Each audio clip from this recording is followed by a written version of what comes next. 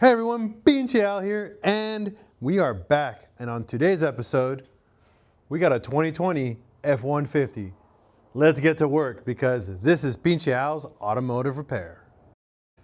Now, this F150 is actually my personal truck. This is our workhorse. We use this for everything. We tow our RV, we tow cars, we tow a bunch of tools, our cargo trailer. This has gone actually back and forth cross country from California to San Diego 3 times already, back and forth, and now we're doing another one actually next week. So I got to do a lot of major services on this. So this is going to be a 3-episode content, like a video that we're going to make. Number 1, oil change. Number 2, differential service, and number 3, the transmission service. Today we're going to be doing the oil change. Now I traditionally change the oil on this truck every 3,500 to 4,500 miles. I know people are going to be yelling in the comments down below, it's every 5,000 to 10,000 miles on these trucks. Bull. And I'm going to tell you guys that right off the bat. Number 1, the biggest issues on these trucks, especially if you have the EcoBoost, are the oil screens. Now, what is the oil screen, you say? On your turbo, the feed line that goes from the engine straight to the turbo, there's a little filter inside of it. If you don't service that, every, like say 30, 40,000 miles, they like to gum up and then starve your turbo of oil. And then you're gonna have a nice fat turbo bill to swap out on these trucks. Highly recommend you doing that service. I've actually just did mine not that long ago, so I can't give you a full DIY, but I will be doing that soon. Actually, on my way back from San Diego, I'll be doing that. Now for oil, I tend to use either the synthetic blend Motorcraft or full synthetic Castrol 5W30. Even though this truck has 130,000 miles, I don't change my my oil weight based off the manufacturer's recommendations. Either semi-thin or full synthetic is what I stick with all my vehicles, and 530. Now this truck uses 6 quarts, so I get a 5-quart jug and then an extra single quart. We use the STP oil filter or the Motorcraft oil filters, but I make sure I use the XL ones or just the OEM filters. It's traditionally what I use. For AutoZone's part number, it's gonna be S11955XL. All right. Now we're gonna show you how to drain the oil on this truck. Open to your door, all the way on the front driver's side, down here on the left-hand side, you got your latch. Hear that pop? Come on over. Right here, where are you?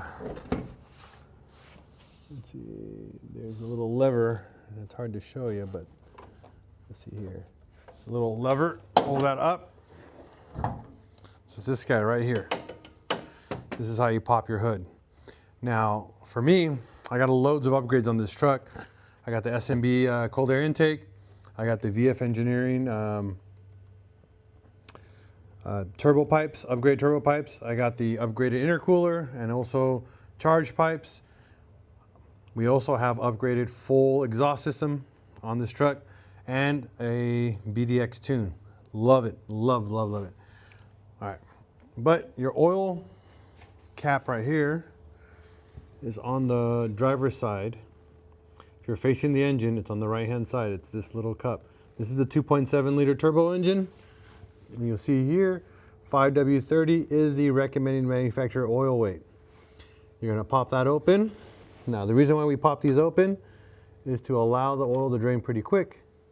And we just give it a little pop and we leave that there. So your next step is to go underneath the passenger side and put some cardboard. Get a few rags because this is a very messy process, and I'll show you why. I'll bring 1 or 2 rags with me. Actually, probably 3. I hate doing the oil change on this truck. Even though it's super easy, it is very messy, especially if you do it on the floor. If you have a lift kit, you can pretty much scoot on over. We have a 2.5-inch lift kit on this truck. And we're gonna come on down under here and you're gonna show you where the drain is. It's right here. So this is your transmission pan, and then this is your oil pan right here. So the biggest annoyance with your sway bar here is that your drain plug right here pours all over it and just makes a mess everywhere. And hence why you need a few rags when you do this. The initial pour is just going to splash left and right. So your cardboard should be going left to right here and nothing more on the, front and back, and less left to right, because it's going to splash everywhere. Move your cardboard as far forward as you can. And before you open this, you can do this with hand tools, just FYI. This is a very, very simple procedure because it's just a little pegcock pretty much.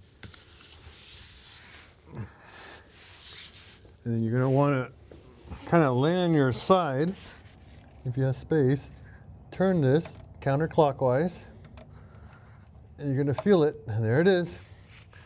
And then get ready for the mess.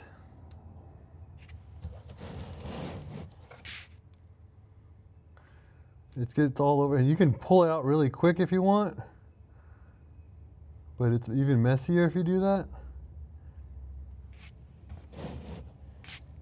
So I try to let it drain. I'm gonna let my hands get completely dirty. If you have gloves, it's a better option, but I'm just gonna let it do its thing and just pour all over my hand. It's a little warm, but not too hot. And then pretty much let's let it go. And this is what I mean. You saw the sway bar just get drenched. I hate this oil change on this vehicle so much.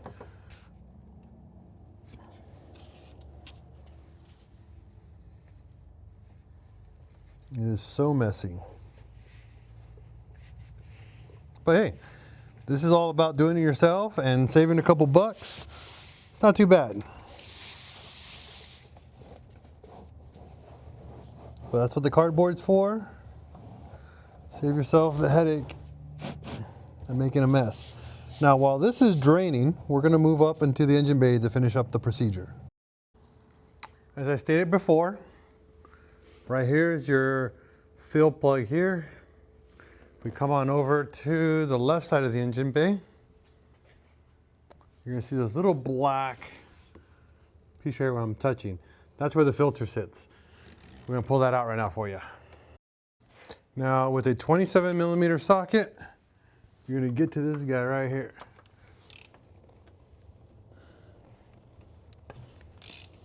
Pretty much just hand turn it.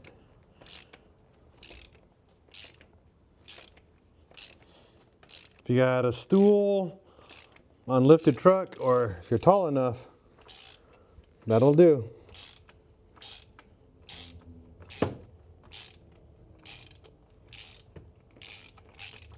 All right, now that it broke loose, or came off, we're gonna pull this straight up. You're gonna pull straight up super slow, so you don't make a mess up and over.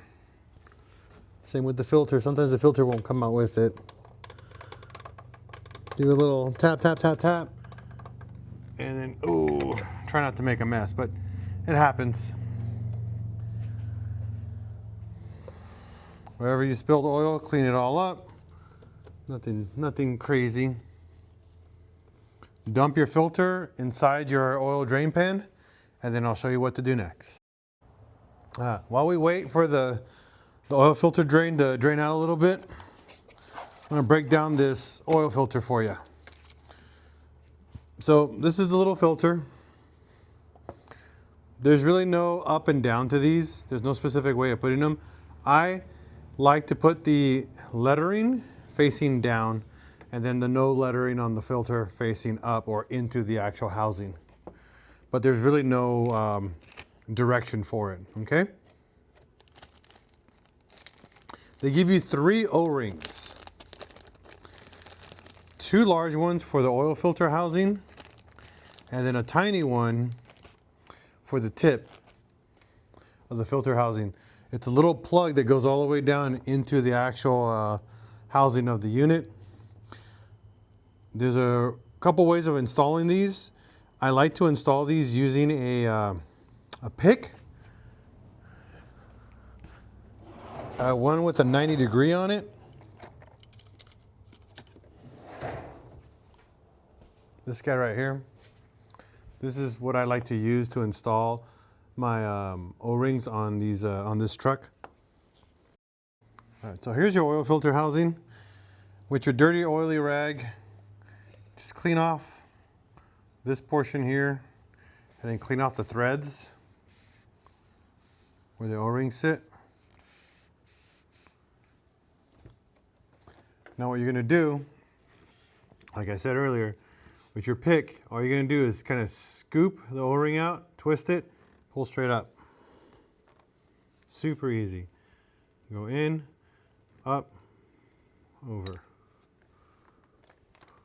Now this one that's up here, it's a little tighter.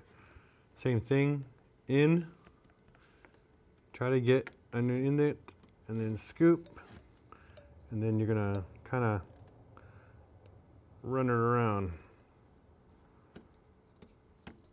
just like that. Okay, now the O-rings here, the new ones, we're just gonna go. We're gonna kind of walk them down. Try not to stretch them too much.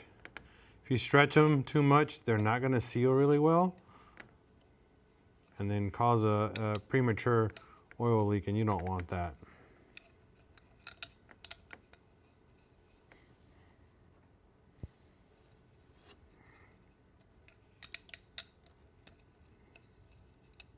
Okay, run them around in a circle, make sure they are in there pretty snug.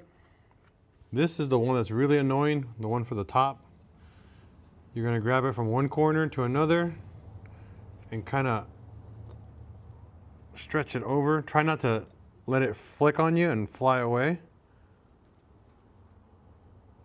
And then once you get it over one edge, roll it back into place, just like that.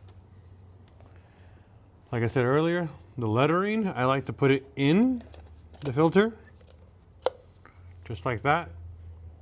And then the black portion, or like the no lettering area on the filter, is facing down. And then we're gonna just install this.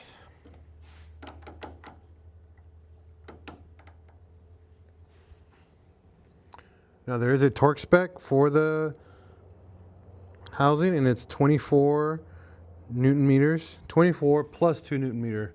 Okay, so we're gonna go all the way down.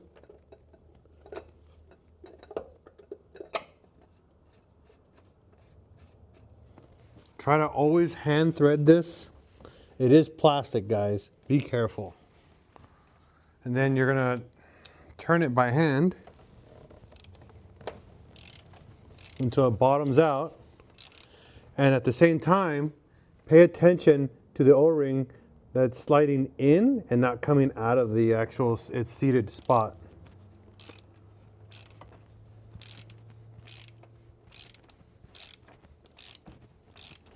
And just keep going.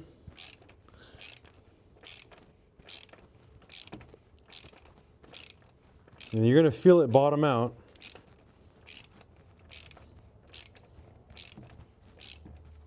Once you feel it bottom out, get your torque wrench out and set it to 24 Newton meters plus 2. So if you're gonna convert your Newton meters, it's 24 Newton meters converts to 17.7 foot-pounds, but I'm gonna bump it up to 18. And that's, double check it one more time. There you go.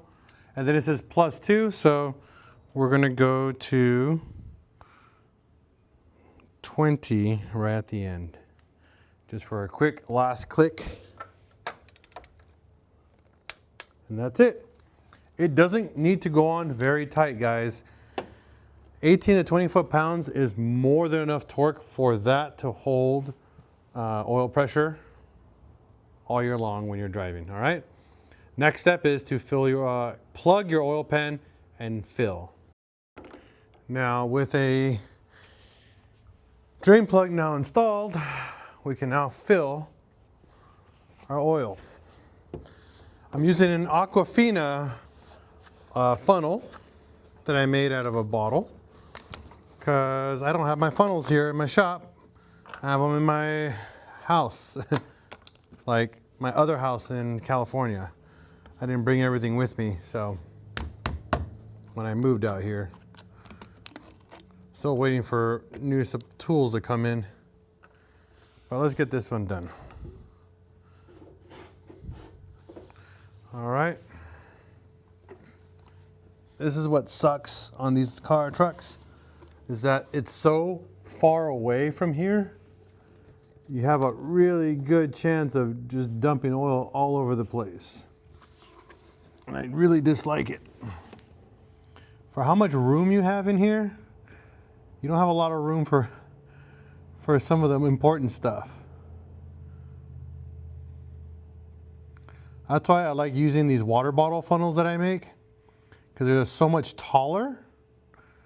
I mean, you could buy, you know, a $5 like long neck funnel, but you know, water bottles, just drive down the street and you'll find one on the side of the road and you got it for free. Just saying. So I'm going to dump all 5 quarts, and then we're going to do our dipstick level checks afterwards. Now again, this calls for 6 quarts. However, a lot of times people don't change their filter. And if you don't change your filter holds a decent amount of oil by itself. So putting 6 quarts actually might overfill your engine. So keep that in mind.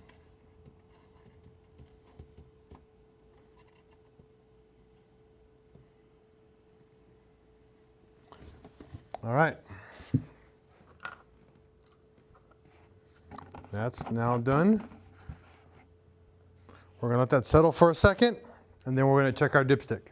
You always want to check your dipstick multiple times. The dipstick is immediately to the right of your oil fill cap. And then you wanna clean it off. And right here, so I can show you guys. See if you guys can see that. But you'll see there's a texture part. There's 2 dots on the dipstick, and there's a texture piece in the middle. This is when you're about a quart low, okay? If you're below this, you are way under a quart, and you should definitely get an oil change or check why you're burning through oil, number 1. But this little textured piece now, when you're here at this line, not the dot, but the line, that means you're full. You are at 6 quarts or you're properly leveled. Now that we waited, you'll see here, hopefully you guys can see that, but from here to here, we got oil, and we still got like a little bit more than a quarter till for this to fill up. But this is without turning the truck on. What you have to do when you fill, put all 5 quarts in, put your caps back on, all right? And then what you're gonna wanna do is turn the truck on for about 30 seconds to a minute. Let it run, okay? And what we wanna do is fill up the oil filter housing with oil, so the filter captures all that oil into it. And then turn the truck off, let it settle for a couple minutes, and then double check your oil again. I can almost guarantee you're gonna be almost a quart low, and that's why we're gonna add in our last quart at the end.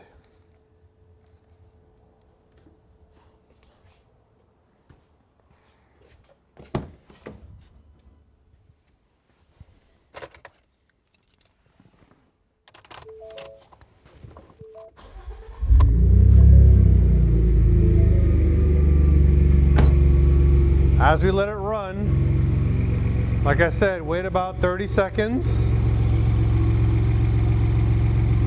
And then after that, we go to the next step and double checking everything before we call it done. Now we let the truck run for a little bit. Like I said earlier, wait a few After you run the truck for about a minute, turn off the truck, wait about 1 to 2 minutes, and then check your dipstick. So I'm gonna open this bad boy up, get my funnel ready,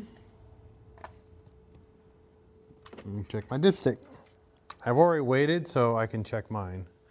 So we're gonna clean that off, put it back in.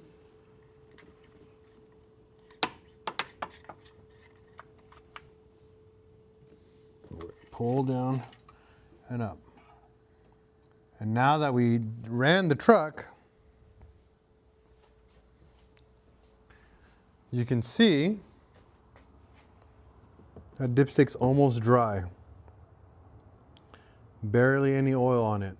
So now we are officially 1 quart low.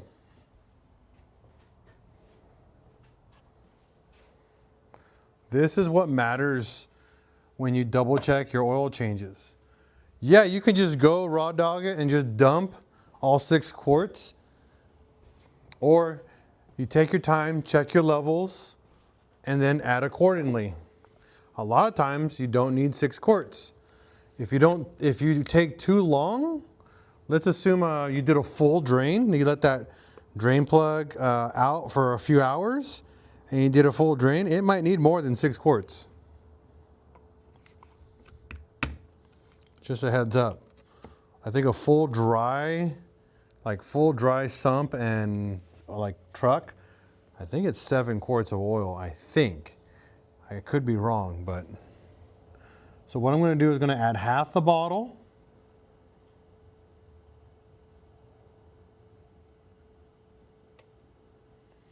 Wait a little bit. Get my dipstick ready.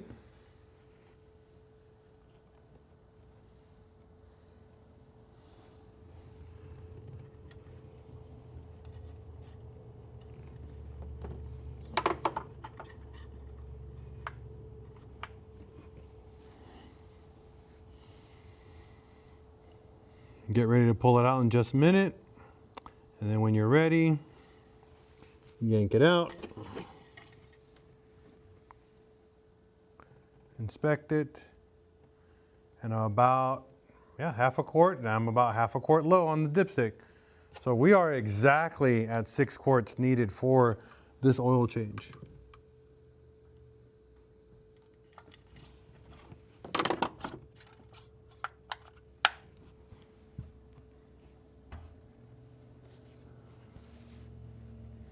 So I'm going to top off my oil, pretty much finish off my bottle here. Let that drain for a few minutes. I'm going to walk you through the next step. Get in your truck, turn it all the way on, but not actually running, just to the on position. We're going to go down here. I'm going to try to get you as close as I can so you guys can see the settings that needs to happen. All right. So we're going to go left. We're going to go down to settings, advanced settings, vehicle, oil life reset. You'll see it says, percent to life is 63%. I never rely on this. I just reset it so I don't get a light on my dash. Now that that's reset, I go back. I go to trip and fuel. This is how I calculate my oil changes. You have 2 trip meters. My first one is usually for my driving, like my MPG and what I get per tank. My second trip, you'll see right there, 3,725.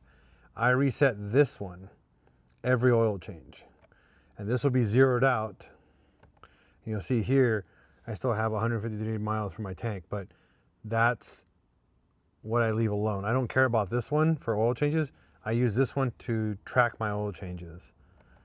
All right, so we reset the oil light and I reset my oil change tracker. And it's how I track my oil changes on this truck, is every time I hit 3,000 or almost 4,000 miles, I do my oil change.